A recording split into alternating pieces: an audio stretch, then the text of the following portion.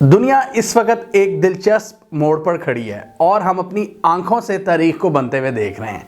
Russia और Ukraine की जो जंग है वो अपने आखिरी मराहिल में दाखिल हो रही है। अमेरिका और उसके एलाइज रशिया के खिलाफ अपने इकदामात को तेज करते जा रहे हैं। रूस की जंगी हिकमत अमली क्या है, क्या वो कामयाब हो रहे हैं या फेल हो रहे हैं? यूक्रेन के जो प्रेसिडेंट हैं ज़ेलेंस्की, वो किन फैसलों को करने के बहुत करीब पहुंच गए हैं? ये सारी डेवलपमेंट्स आज की इस इंटरेस्टिंग वीडियो में हम डिस्कस करेंगे। इसके अलावा दुनिया में ऑयल एंड गैस के हवाले से जो एक भौंचाल क्रिएट हुआ है और अमेरिका की जो फुर्ती हैं उन पर भी ज़रा नज़र दौड़ाएंगे। रशिया और यूक्रेन एक तरफ तो जंग लड़ रहे हैं, लेकिन पैरेलल में वो एक दूसरे के साथ वर्किंग रिलेशनशिप भी कायम कर रहे हैं। बहुत से ज्वाइंट ग्रुप्स तश्कील दिए जा रहे हैं ताकि जो सिटीजन्स हैं उनकी इवैक्यूएशन को सेफली एग्जीक्यूट किया जाए। रशिया इस वक्त ऑफर कर रहा है कि वो एरियाज जो रशिया के करीब हैं यूक्रेन के लोगों को वहां तक पहुंचाया जाए और रशिया उनको पनाह दे। ह्यूमैनिटेरियन कॉरिडोर्स तश्कील दिए जा रहे हैं और पीस टॉक्स भी साथ साथ चल रही हैं। और अभी जब मैं ये वीडियो बना रहा हूँ, एक डिस्कशन इनकी तुर्की में जा रही है इनके फॉरेन मिनिस्टर्स के दरमियान। इस सारी सूरत हाल में मगरबी मीडिया बहुत जोर लगा रहा है कि इसको एक तीसरी आलमी जंग के तौर पर पेश करे कि इस वक्त पूरी दुनिया के हालात तबाह होने वाले हैं। वो हमें ये बता रहे हैं कि जंग इस वक्त बहुत ही ख़तरनाक मरहले में दाखिल हो चुकी है और फॉरेन फाइटर्स यूक्रेन में आ रहे हैं धड़ाधड़। मगरबी मीडिया पर नज़र दौड़ाएं तो ऐसा लगता है कि पूरा यूरोप एक जिहाद करने निकल पड़ा है। और एक बड़ी इंटरेस्टिंग पोस्ट थी, मैं ट्विटर पर देख रहा था, उन्होंने कहा था कि फाइनली अब यूरोपियंस को भी जिहाद की अहमियत का पता चला है। मीडिया, स्पेशली वेस्टर्न मीडिया, उसमें ये पावर है कि वो रियलिटी को फैंटेसी बनाकर पेश करे और फैंटेसी को रियलिटी बनाकर पेश करे। वो डिसेंट लीडर्स को एक सिस्टमाइज कैंपेन के जरिए रोग बना देते हैं और कॉमेडियंस को बहुत बड़ा लीडर भी बना देते हैं। मगरबी मीडिया अपनी मर्जी से किसी को भी वॉर क्राइम का मुजरिम बना सकता है या उसको मसीहा बनाकर पेश कर सकता है। ये तो देखने वाले की नज़र और उसकी सेंस है कि वो इस प्रोपेगेंडे में कितना आता है। इस सारे प्रोपेगेंडा के बीच में बहुत मुश्किल हो जाता है कि आप सच्चाई को तलाश करें और आप ये जानने की कोशिश करें कि जंग के वक्त इस वक्त जो मौजूदा सूरत हाल है, स्पेशली जो पीस टॉक्स हैं, वो कहाँ तक पहुँची हैं। उनको भी तो कोई बताए ना ज़रा। तो वो काम होता है ऑल्टरनेटिव मीडिया का, ताकि मेन स्ट्रीम मीडिया का जो प्रोपेगेंडा है उसको काउंटर कर सकें, और वाइट साइड को बनाने का भी यही मकसद था। रशिया और यूक्रेन के दरमियान इस वक्त जो निगोसिएशंस हो रही हैं उनमें बहुत बड़ी बड़ी पेशरफ्त हो रही हैं जो मीडिया हाईलाइट नहीं कर रहा। यूक्रेन के जो प्रेसिडेंट हैं ज़ेलेंस्की, उनकी जानिब से एक बहुत बड़ी स्टेटमेंट सामने आई है जिसमें उन्होंने क्लियरली कह दिया है कि अब हम अपना जो नेटो ज्वाइन करने का इरादा है उसको ज़रा पीछे रख रहे हैं और रूस के क्राइमिया और डोंबास रीजन्स के हवाले से जो कंसर्न्स हैं उन पर बातचीत करने के लिए भी हम तैयार हैं। लेकिन आई एम श्योर बहुत से लोगों की नज़र से ये चीज़ नहीं गुजरी होगी, क्योंकि मगरबी मीडिया ने यह फैसला किया कि इस चीज़ को हाईलाइट ना किया जाए।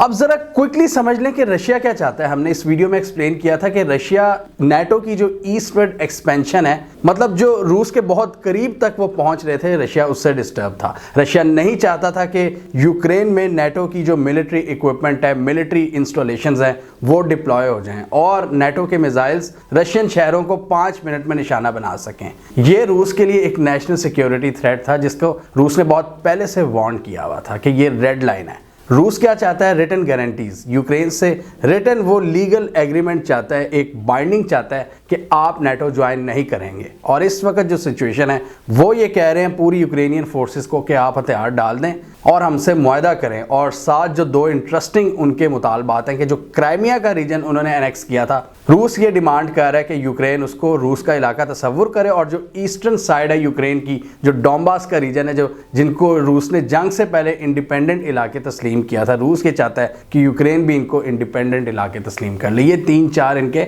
मुतालबात हैं ताकि इनका डायरेक्ट ताल्लुक रूस की नेशनल सिक्योरिटी से है। रूस नहीं चाहता कि उसके बैकयार्ड में नेटो दंदनाती भी फिर रही हो। ताज़ा खबरों के मुताबिक इन डिस्कशंस में काफ़ी ब्रेक थ्रू सामने आए हैं और जो बातचीत है वो काफ़ी हाई लेवल तक चली गई है। फॉरेन मिनिस्टर्स इस वक्त तुर्की में मुलाकात कर रहे हैं। रशिया की मिलिट्री स्ट्रेटजी को डिस्कस करें तो वो हमने इस वीडियो में बहुत ही डिटेल में बताई थी, आप लाजमी देखिए कि रशिया की इस वक्त जो एक पॉलिसी है वो गो स्लो की पॉलिसी है। मतलब मगरबी मीडिया ये दिखाना चाह रहा था कि रशिया ने एक ब्लिट्सक्रीग किया है, तबाही फेर दी है, पूरे सब कुछ मतलब उन्होंने तबाह करके रख दिया जो उनके रास्ते में आया, जबकि रशिया ने ऐसा नहीं किया। रशियन जो ऑफेंसिव था वो मेनली सिविलियन इलाकों की तरफ ही था, तो इसलिए सिविलियन कैजुअलिटीज भी हुई हैं। लेकिन एक अर्बन वॉरफेयर के बावजूद रशिया ने बहुत ज़्यादा कोशिश की कि कम से कम आम लोग मारे जाएं। ऑब्वियसली इससे रशिया का अपना इमेज खराब होना था और इसीलिए रशिया ने वो ब्लिट्सक्रीग की स्ट्रेटजी नहीं अपनाई कि सब कुछ तबाह कर दो। वो बहुत आराम से चले और हम कई दिन से देख रहे हैं कि जो इनका कैपिटल सिटी है वहाँ पर रशियन फोर्सेस बड़ी रिलक्टेंट हैं, वो खुलकर नहीं आना चाह रही, वो खुली लड़ाई नहीं करना चाह रही, इसलिए वो आहिस्ता आहिस्ता उस शहर को एनसर्कल कर रही हैं 3 साइड्स की जानिब से, साउथ, ईस्ट और नॉर्थ वाली साइड से। रशियन स्ट्रेटजी ने मगरबी मीडिया को भी बहुत ज़्यादा कंफ्यूज कर दिया। पहले तो मगरबी मीडिया ये लिखता रहा कि रशियन फोर्सेस को चूंकि शिकस्त हो गई है इसलिए वो आगे नहीं बढ़ रहे, लेकिन अब जो उनके एनालिस्ट लिख रहे हैं, जो उनके बड़ा डीपली रिसर्च करते हैं अमेरिकन एनालिस्ट, वो खुद ये कह रहे हैं कि ये रशिया की अपनी स्ट्रेटजी का हिस्सा है कि आहिस्ता आहिस्ता आगे बढ़ो, उनको कोई जल्दी नहीं है इस वक्त। ज़्यादातर मिलिट्री कमांडर्स की यही स्ट्रेटजी होती है जंग में कि जल्द से जल्द टेरिटरी पर कब्जा करके इतना ज़्यादा प्रेशराइज किया जाए दूसरी सरकार को कि वो जो निगोसिएशन टेबल होती हैं, जो डिप्लोमेटिक फ्रंट होता है, उस पर वीक हो जाएं और जो ऑफेंसिव करने वाला होता है उसका एक अपर हैंड हो। लेकिन यहाँ पर रशिया ने काफ़ी एक बैलेंस, एक दरमियान का रास्ता रशियन फोर्सेस अपना रही हैं और ऑब्वियसली ये सारी स्ट्रेटजी पुतिन की तरफ से आ रही है। नंबर्स हमें ये बता रहे हैं कि रशिया ने अभी अपनी आर्मी का 10% भी यूज़ नहीं किया। इससे ये जाहिर होता है कि रशिया किसी भी जल्दी में नहीं है और कोई तबाही नहीं मचाना चाहता वहाँ पर। उन्होंने 10% अपनी आर्मी को यूज़ किया है और अभी पुतिन का भी बयान आया कि हम जो रिजर्व फोर्सेज है वो अभी भेजने का कोई इरादा नहीं रखते क्योंकि उनके ऑब्जेक्टिव्स मीट हो रहे हैं। अपने बहुत ही लिमिटेड रिसोर्सेज और आर्मी को यूज़ करते हुए उन्होंने पूरे ईस्टर्न यूक्रेन पर कब्जा कर लिया है। इसके अलावा जो पोर्ट सिटीज़ हैं वहाँ पर भी रशिया ने अपना कंट्रोल जमा लिया, लिहाजा समंदरों से जो यूक्रेनियन फोर्सेस को सप्लाई जानी थी वो भी मुअत्तल हो गई है। यूक्रेन की फोर्सेस जो ईस्ट में हैं वो इस वक्त फंस चुकी हैं और ये पुतिन के लिए आइडियल सूरत हाल है और इसी वजह से ज़ेलेंस्की और यूक्रेन के जो लीडर्स हैं उनको निगोसिएशन टेबल पर बहुत कुछ उनको कंसीड करना पड़ेगा, यानी कि दूसरे लफ्ज़ों में हार माननी पड़ेगी और रशिया के मुतालबात को तस्लीम करना पड़ेगा। इस सारी सूरत हाल में यूक्रेनियन प्रेसिडेंट ज़ेलेंस्की को शायद अपनी गलती का एहसास हो रहा है और आहिस्ता आहिस्ता आप देख रहे हैं कि वो नेटो से अपने आप को दूर करते जा रहे हैं। उन्होंने कह दिया है कि अब इस ख्वाहिश को, ये जो ख्वाहिश है वो बहुत ठंडी हो गई है। उनके पास एक ये भी बड़ा ज़बरदस्त बहाना है कि इस मुश्किल सूरत हाल में नेटो डायरेक्टली हमारी मदद करने के लिए नहीं आई, लिहाजा हम क्यों फ्यूचर में नेटो ज्वाइन करें, हम तो फिर अपनी सिक्योरिटी के लिए रूस से एक नया मुआहदा कर सकते हैं। ज़ेलेंस्की का कहना है कि I have cooled down regarding this question a long time ago after we understood that NATO is not prepared to accept Ukraine, यानी कि नेटो और यूरोपीय यूनियन खुद इनको अभी अपने अंदर शामिल नहीं करना चाह रहे क्योंकि उसके लिए भी बहुत सी शराइत होती हैं जो आप इस वीडियो में देख सकते हैं कि उसके लिए इनको बड़े अपना पूरा मुल्क का स्ट्रक्चर तब्दील करना पड़ेगा, तब जाके यूरोपीय यूनियन इनको शामिल करेगी। ज़ेलेंस्की कहते हैं the alliance is afraid of controversial things and that is confrontation with Russia, यानी ज़ेलेंस्की ने कह दिया है कि नेटो इस वक्त डर रही है रशिया से और वो रशिया से डायरेक्ट कन्फ्रंटेशन नहीं चाहते। अब इस सूरत हाल में होना क्या चाहिए था, ये वेस्टर्न मीडिया, ये अमेरिका बादर और ये जो इनका मीडिया है ये अच्छी बातें करता है कि यार चलो ऐसा लग रहा है कि जंग खात्मे की तरफ जा रही है, एक वेलकम करते इस चीज़ को, लेकिन हम देख रहे हैं कि वेस्टर्न मीडिया पर जी उनका जो एक एजेंडा है उसके पीछे लगे हुए हैं। वो तो यूरोपियन जिहादी भेज रहे हैं, वो तो फाइटर्स भेजने पे तुले हुए हैं, फ़ोटो शूट्स करवाए जा रहे हैं, पूरा नैरेटिव बनाया जा रहा है कि देखो जी पूरी दुनिया से फाइटर्स आ रहे हैं। तो बाइडन ने बजाय इसको वेलकम करने के एक और होस्टाइल इकदाम किया रूस के खिलाफ कि रूस की ऑयल एंड गैस की जो इंपोर्ट्स थी वो अमेरिका में बैन कर दी हैं और साथ ही उन्होंने ये भी कहा कि इससे अमेरिकन कंज्यूमर को नुकसान होगा, हमारे लोग गैस स्टेशंस पर थोड़े से ख्वार होंगे, लेकिन हमें अपने यूक्रेनियन ब्रदर्स के लिए ये करना पड़ेगा, थोड़ी सी कुर्बानी देनी पड़ेगी, थोड़ा सा घबराना पड़ेगा, ये बाइडन ने कहा। मतलब अपने लोगों को ये तकलीफ़ पहुंचा रहे हैं यूक्रेन की जंग में, यूक्रेन के साथ किसी इजहार हमदर्दी की बात कर रहे हैं। अभी यूरोप की तरफ भी आएंगे कि वो क्या कर रहे हैं इस हवाले से। अमेरिका में मेरा दोस्त बता रहा था कि वो अभी तकरीबन 6 माह पहले यूएस गया था और तब से लेकर अब तक अमेरिका अमेरिका में जो ऑयल एंड गैस की प्राइसेस हैं वो दुगनी हो चुकी हैं और इस इकदाम के बाद वो मज़ीद बढ़ेंगी। अमेरिका अपनी 50 साल बदतरीन इन्फ्लेशन के दौर से गुजर रहा है और अब ये बाइडन ने एक बम गिरा दिया, पेट्रोल बम आप कह सकते हैं, उन्होंने अपनी आवाम पर गिरा दिया है। रशिया को हर्ट करने के लिए पहले अपने लोगों को भी हमें हर्ट करना पड़ेगा।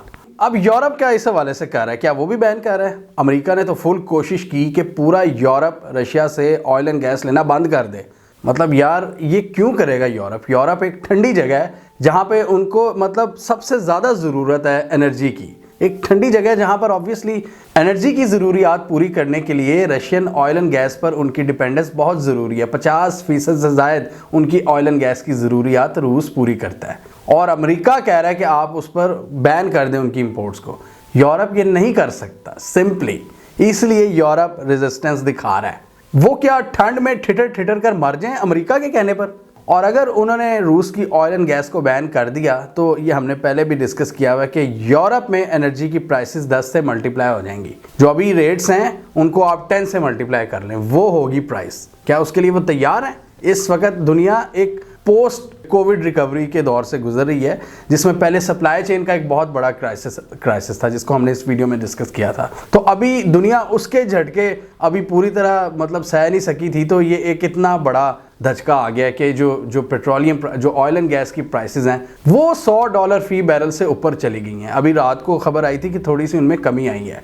इस वक्त अमेरिका बहादुर अपनी दुश्मनी में ये चाह रहा है कि यूरोपियन मार्केट्स तबाह हो जाएं और वहाँ पर ऑयल एंड गैस की जो प्राइसेस हैं वो आसमानों से बातें करना शुरू हो जाएं। वो ऐसा क्यों करेंगे मुझे कोई बता दे। और उस वक्त जब वो कोरोना के बाद अपनी मार्केट्स को खोल रहे हैं तो करंटली रशिया की जो सप्लाईज हैं ऑयल एंड गैस की यूरोप को वो अभी तक जारी हैं और इस हवाले से जर्मनी और फ्रांस भी डटे हुए हैं क्योंकि उन्हें पता है कि उनकी इकॉनमीज तबाह हो जाएंगी।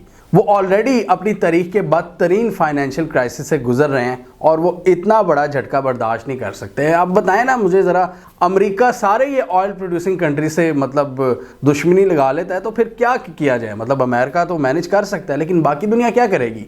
ईरान पर पहले पाबंदियाँ हैं, इसके अलावा वेनेजुएला पर पहले पाबंदियाँ हैं। अब ये चाहते हैं कि जी रूस पर भी पाबंदियाँ लगा दें। रूस एंड यूक्रेन पे पहली जंग लगी हुई है और रूस मतलब ये चाहते क्या हैं? इससे जाहिर होता है कि अमेरिका बहादुर को अपने सिवा किसी की कोई परवाह नहीं है। अब क्या वो कर रहे हैं कि अपने कंज्यूमर्स को बचाने के लिए वो इधर उधर राब्ते कर रहे हैं और ये है अमेरिका की बहुत ही इंटरेस्टिंग सिचुएशन। बहुत ही, अब मैं क्या कहूँ इसको, इसलिए मैं कह रहा हूँ कि हम तारीख के बहुत ही दिलचस्प मोड़ पर खड़े हैं। वो कॉल्स कर रहे हैं यूएई और सऊदी अरेबिया को और उनके क्राउन प्रिंस उनकी कॉल्स रिसीव नहीं कर रहे बाइडन की। ये भी दिन हमने देखना था क्योंकि वो उनसे ये एक्सपेक्ट कर रहे हैं कि वो अपनी जो सप्लाई है ऑयल एंड गैस की उसको बढ़ा दें, जबकि वो क्यों बढ़ाएंगे वो अपने टाइम एंड स्पेस को क्यों लगाएंगे कि वो अपनी ऑयल की प्रोडक्शन को इंक्रीज करे।